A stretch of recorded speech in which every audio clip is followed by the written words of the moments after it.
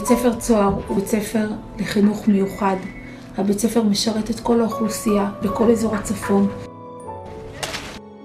בית ספר נותן מענה למגוון רחב מאוד של לקויות, פיגור קל עד בינוני. לחתול מתחפש.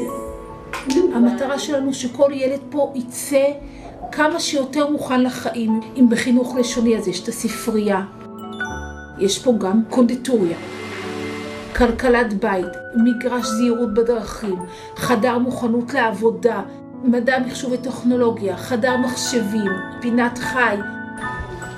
שהמגוון הוא רחב, יש לכל ילד הזדמנות לפרוח במקום שלו. ויוסף, בוא תצבע לו תודה.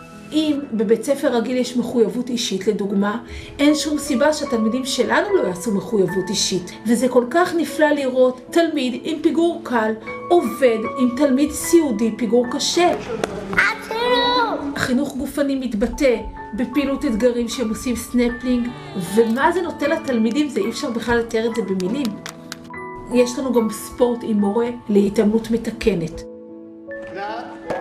יש פה צוות שברוך השם בזכותו אנחנו מגיעים עם התלמידים רחוק מאוד.